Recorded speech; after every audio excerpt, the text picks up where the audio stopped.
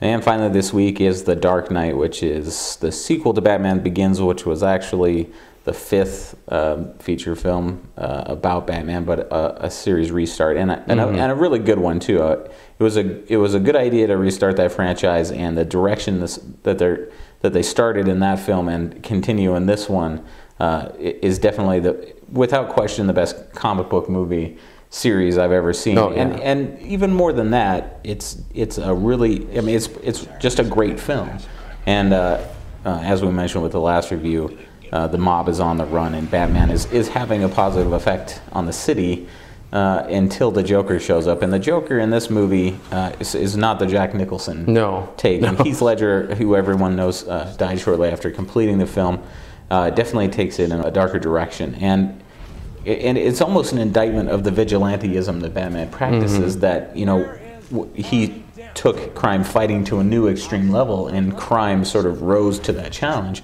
And now you've got somebody that probably wouldn't have arisen without him being there.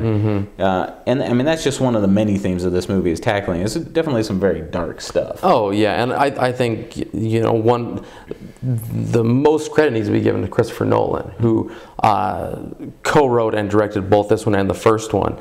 And he takes, and he doesn't look at Batman, I think, as a comic book. He looks at it as just a character, and a character that, you know, is extremely multifaceted. And there's a lot of, you know, when we left this one, there's a lot to think about, because it really is almost a sociology lesson in the way the Joker tries to play the Dark Knight against the new district attorney and the police, and then also the citizens of Gotham City, where they're kind of blaming him because people are starting to die because Batman won't come forward and say who he is. You know, the credit has to be given to the performances. And, and you know, Heath Ledger gets a lot of press, obviously, and it's well deserved.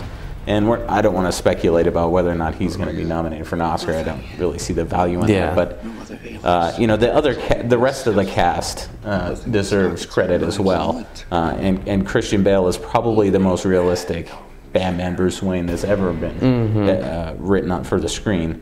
Michael Caine is Alfred, and Morgan Freeman is Fox. I mean, it's just and both of those characters, Alfred and Lucius, they both get, you know, a little bit deeper into their characters in this one. They don't get a lot of screen time, but you kind of get to see a little deeper into, you know, the moral dilemmas that they face, knowing the identity of Batman.